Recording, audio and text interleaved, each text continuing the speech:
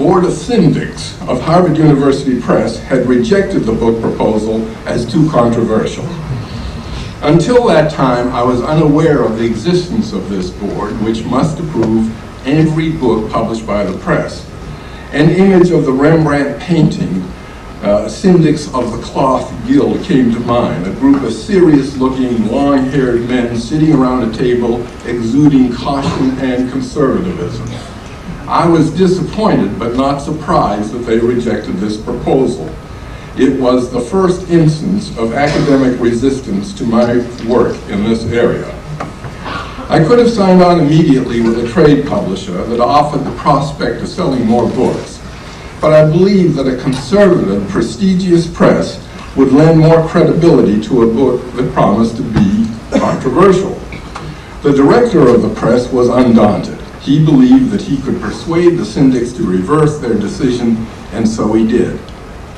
It turned out to be a much larger project than I had anticipated. I found that I had more than the scientific and medical literature to review. Because so much of the misinformation and myths about this drug had their origins in the gaudy writings of the French Romantic literary movement, I felt compelled to examine the works of Théophile Gautier, Charles Baudelaire, and other members of Le Club des Achishans, as well as those of Bayard Taylor and Fitzhugh Ludlow. It was fascinating to learn that much of the mythology about cannabis that was being promulgated by the U.S. government had its origins in these writings. It is difficult to imagine that Harry Anslinger, our first drug czar, was directly familiar with these 19th century authors, but clearly some of their hyperbolic descriptions of the cannabis experience were largely products of effusive imagination under the influence of copious amounts of hashish, were echoed almost a century later in the teachings of Harry Anslinger. I had come to understand that marijuana was not addicting in the usual, rather vague understanding of that word, but I certainly got hooked on learning about it.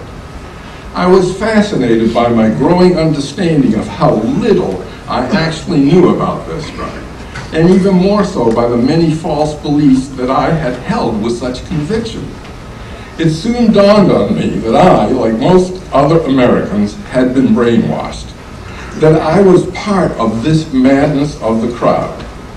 And the more I learned about cannabis, the more it seemed to be capable of providing experiences which would be worth exploring personally sometime in the future.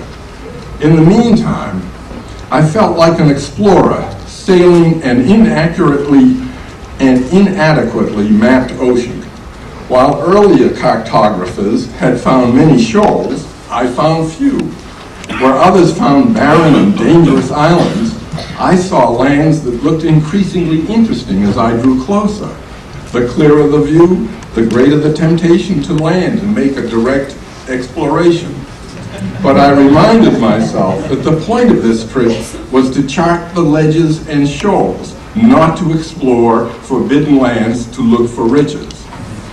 Long before I decided to land, more than a year after the publication of Marijuana Reconsidered in 1971, it had become inescapably clear that while marijuana was not harmless, its harmfulness lay not so much in any inherent psychopharmacological property of the drug, but in the social and legal consequences of our firmly held misbeliefs.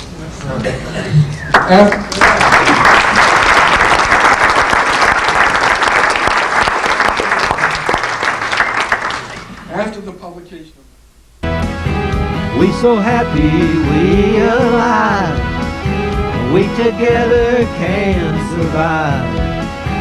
Stop the bullshit, stop the lies, and now's the time to legalize. Tell me brother, tell me true, what the hell we gonna do?